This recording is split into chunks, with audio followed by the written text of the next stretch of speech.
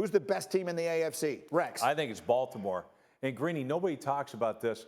Their defense is #1 in the league after they acquired Marcus Peters. And so to me, if you got the #1 offense and the #1 defense in the league, how are you not the #1 team? Dan, #1 team in the AFC. It's Kansas City Chiefs. This is still the defending Super Bowl champion. Do not get caught up in what you just saw in the Chargers game. The Chargers always play them difficult.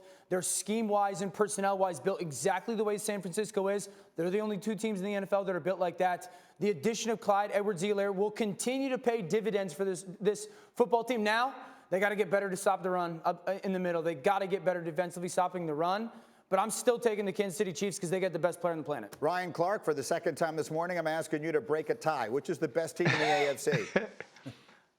I'm going to go back to one of Dan's analogies from earlier. It's the Baltimore Ravens. The Baltimore Ravens are the Avengers, but this is Infinity Wars, and Patrick Mahomes is still Thanos. And so they always have a shot. This is very much how I felt about these teams last year. Going into the playoffs, I knew the Baltimore Ravens were the best overall team. The Kansas City Chiefs are right there, and their quarterback's the best in the world. And so we got to see how that plays out. So who did he pick? He took the Ravens, man. He took the just Ravens. Can't say it. But he's a Pittsburgh Steeler. He can't say the Ravens. Hey, I said it. Hey, listen, man. Go ahead. Hey, Greeny, I said it. And listen, I understand. Like when I'm with Dan, and I'm with Rex. Everything Rex said is true. And all those things still existed last year in the second half of the football season. But then we watched the playoffs and we saw the best player in the world be the best player in the world. I think that these two teams meet up in the regular season. When they do, I'm going to pick the Baltimore Ravens. Next week. When these two teams meet in the playoffs, which I hope they do, I'm going to pick the Kansas City Chiefs. So right now, yes, the Baltimore Ravens are the best team.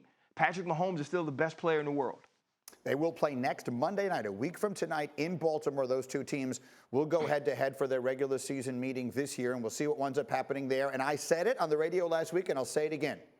And Ryan, I can't believe you're not on my side on this. I'm telling you right now, the Pittsburgh Steelers are going to beat one of them in the playoffs. The Pittsburgh Steelers, with Ben looking like Ben again in that defense, they are the Steelers. You know what? That's not an easy win yesterday. The Broncos are not going to be an easy win for any team in the league. They won easier than the Chiefs did yesterday. I'm telling you right now, the Steelers are going to beat one of those teams in the playoffs. I feel like Soldier Boy over here. Driscoll?